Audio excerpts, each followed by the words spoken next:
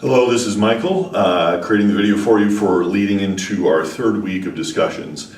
Just a couple general comments on the class up to this point. First of all, it's very nice to see so many familiar faces from Module 4, either because you've taken it in the past or you're currently taking it now.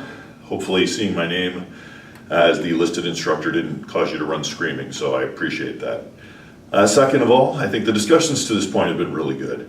On the introductions, you all seemed to take the time to really get to know each other. They weren't just, this is my list of things, and then everyone going, hi. I thought that was really good. And I think it's really important, especially in a distance learning environment, to create some sort of sense of community because we're not in the same room at the same time. Also, I think the content discussions have been very good. They've been the correct length. You are not just listing some bullet points of thoughts you got out of the meeting, but we're actually looking to apply them, and we're asking each other questions. And then on the flip side, the responses were more than just, I agree. So I think those were all done very well. They also seem to be done in a timely manner. Many of you had posted something before the middle of the week, allowing other people to think about those things and respond. So keep doing that. I am very pleased with the discussions to this point. As far as the papers, I've looked through most of the first couple weeks so far. On the whole, very impressed. You should be getting individual grades and feedback on your first two sets of papers within the next 48 hours or so, so look for that.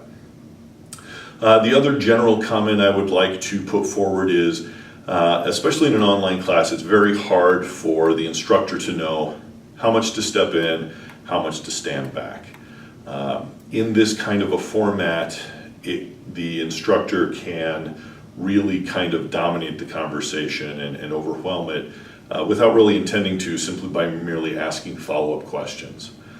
So I tend to lay back a little bit more and only insert myself in a couple of situations, either just common conversation. For example, somebody this last week mentioned they couldn't believe people bought CDs anymore, and I buy CDs, so I made that sort of comment. But also when there is something that I think the discussion needs to include that perhaps hasn't been talked about so far. For example, there was a discussion point earlier where we were talking about the concept of the free economy, or freemiums, where people get the initial thing for free and then you pay for upgrades. And so while the paper discussed the concept of who's paying for that, because somebody has to pay for it, I wasn't seeing it really discussed in the rest of particular conversation strings, and so I asked that question. I really want to avoid making it look like that is an assignment, that everyone must jump on board, because that's not what I mean. I'm just trying to make sure that everything that we need to talk about during that conversation gets talked about. For the most part, you are all doing really great at that on your own, which is why I have not inserted myself. But that being said, that is my impression of it, and you are all the students. And so if you think you would like to hear my voice more in those discussions, and not just in the comments I've made in the readings prior to or your preparation for those discussions, or not just in the comments that you're getting in your paper grading, please let me know, and I will insert myself as much or as little as you want me to.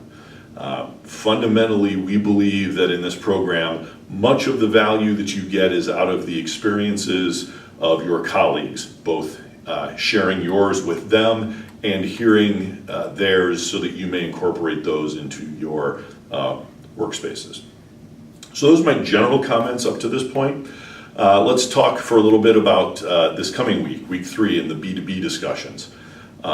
In your memo assignment, please make sure that you discuss the distinctions between B2C, which was last week's assignment, and B2B, which is this week's assignment. How do those two things position themselves differently? What are the special concerns of B2B commerce, etc.? The other thing I want you to be aware of is that, remember, these memos are for this particular case study. And a lot of the people you will be doing B2B commerce with in this particular case study are international customers. Now, while the B2B discussion doesn't necessarily address internationality, that's a reality of this case study. So be aware of things like localization and money exchanges and things to that effect. And you'll be moving forward well toward good grades going forward in your memo this week.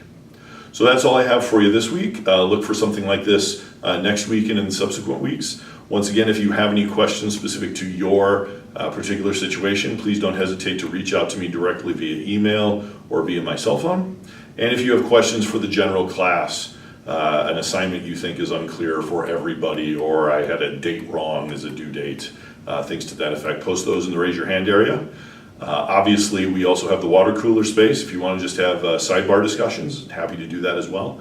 But thank you for participating in this class. We really enjoy having you as students, and hope you're gaining everything you need from this class, and we'll see you again next week.